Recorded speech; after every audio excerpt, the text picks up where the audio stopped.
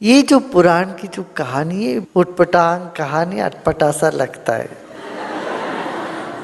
क्या पार्वती के शरीर में इतना मैल जमा हुआ था? पहला प्रश्न। दूसरा, जो त्रिकालक ज्ञानी सब कुछ जानने वाला ईश्वर को ये नहीं पता चला कि ये मेरा बेटा है? इतने से चूहे के ऊपर आदमी, वो आदमी के ऊपर इतना बड़ा सिर। किसी को कोई इसका माप तोल का, मापदंड का कोई ज्ञान ही नहीं होगा। जय भीम, नमो बुद्धाय। तो आज कलम की ताकत में बात होगी श्री रविशंकर महाराज के ऊपर, जो यह गणेश जी के और पार्वती शिव शंकर पर इनके विचार कैसे हैं। इनका टॉपिक है गणेश जी का अवतार या जन्म कैसे हुआ। पुराण का ये जो कहानी है गणेश जी का अवतरण के लाइक, बारे में, कमेंट, शेयर एंड सब्सक्राइब कर दें। इसके बारे में मन में ऐसा कुछ विचार आ रहे थे। कहानी ये है कि पार्वती नहाने गई। पार्वती ने अपने शरीर का मैल को निकाल करके उसमें एक पुतला बनाया, उसको जान दे दिया, पुत्र बना लिया। शिवजी बाहर गए थे, बाहर से जब लौट के आए, ये बालक खड़ा हुआ था ताकि पार्वती नहा रही थी। तो ये बालक ने रोका शिवजी को, ताकि पहचानता नहीं था कि पार्वती ने ही तो बनाए उनको। तो शिवजी को क्रोध आया, उन्होंने इनका सिर काट दिया। और फिर जब पार्वती को पता चला, पार्वती बड़ी दुखी हो गई, अरे मेरा पुत्र का इस तरह से वध कर दिया। फिर शिवजी ने कहा कि कौन सा प्राणी या व्यक्ति उत्तर के ओर सिर रख के सो रहा है, वो लेके आओ। जब पृथ्वी में आए, सिर्फ एक हाथी उत्तर की तरफ सिर रख के सो रहा था और कोई नहीं सो रहे थे। तो हाथी का सिर काट के लेके आए, इसमें रखा, फिर गणेश जी बन गए। फिर उनको वरदान दे दिया, ताकि गुस्सा क्या तो वरदान भी देना पड़ेगा। तो पहले गुस्सा करके पश्चाता होने पे फिर उनको पुसलाना पड़ता है ना, तो पुसलाए। फिर बोले जब पहला पूजा तुम्ही को होगी। ये जो पुराण की जो कहानी है, उटपटांग कहानी, अटपटा सा लगता है। क्या पार्वती के शरीर में इतना मैल जमा हुआ था? पहला प्रश्न।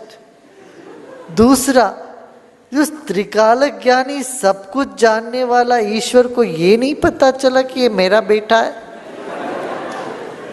पार्वती का बेटा है। अच्छा, तीसरा प्रश्न ये कहते, अच्छा शिवजी इतना, उनमें इतना ये असहनशीलता थी क्या?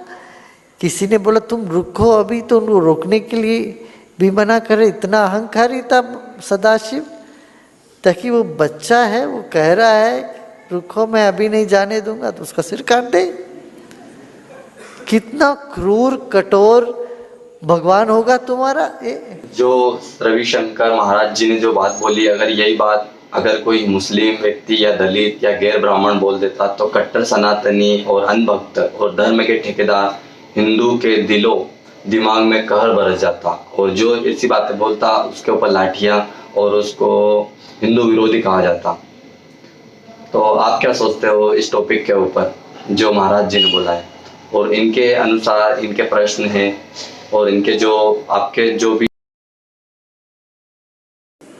और नासमझी होगा। मान लो आपको कोई गार्ड कहीं रोकता हो, तो आप उसका सिर काट दोगे, चाहे आप ही के घर का गार्ड क्यों ना हो। माने शिव इतना क्रोधी, असहनशील, अज्ञानी, और पार्वती इतना मैल डोलने वाली और अपने मैल से ये बच्चा बनाने वाली। तो जो आस्था नहीं रखते हिंदू धर्म में, वो इस सब कहानी को ले ले करके हिंदू धर्म की खूब पिटाई करते हैं, और हमारे देश के, हमारे धर्म के जो युवकों को इसमें से हटाते हैं। और इसका जवाब देने के लिए हमारे पास कुछ नहीं, किसी को पता ही नहीं है। अच्छा, बच्चा का शरीर छोटा है, हाथी का सिर इतना बड़ा है, उसके ऊपर हाथी का सिर रखा, और इतना भी समझदार नहीं है कि ये चूहे पर कभी चढ़ नहीं सकता है, तो उसका वाहन दिया चूहा। इतने से चूहे के ऊपर आदमी, वो आदमी के ऊपर इतना बड़ा सिर। किसी को कोई इसका माप तोल का, मापदंड का कोई ज्ञान ही नहीं होगा, या बदला लेने के लिए किया होगा इतना शिवजी ने किया हो। चूहा उनका वाहन यदि शिवजी ने दिया है तो कितना क्रूर कठोर होंगे तुम्हारे भगवान। भगवान कैसे कहोगे तुम्हारे इस तरह का जो जुल्म करने वालों को।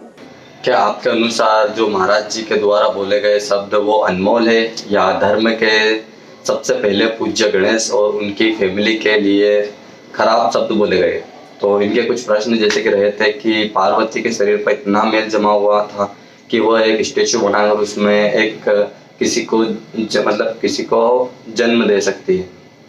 दूसरा प्रश्न था इनका कि त्रिकाल ज्ञानी जो सब कुछ जानने वाला है, उनको इतना नहीं पता था कि यह मेरी पत्नी पार्वती के द्वारा बनाया गया मेरा ही एक पुत्र है, तो मैं इसका गला कैसे काट सकता हूँ।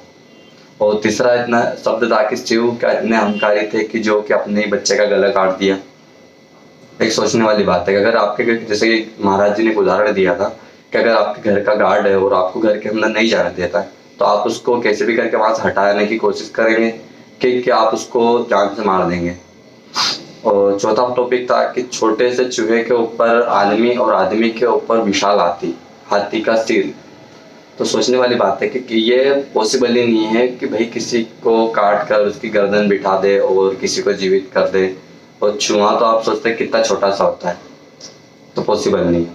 अगर आपके भी घर में अगर कुछ ऐसा होता है कि आपके घर के किसी का सिर काट कर ले जाए और दूसरे को एक नया जीवन दिया जाए, तो पाप तो है कि दूसरे को मारकर अपना बचाना। तो वीडियो आपको अच्छी लगी है तो वीडियो को लाइक कमेंट शेयर जरूर कर दे। जय भीम, नमो बुद्धाय, नीला।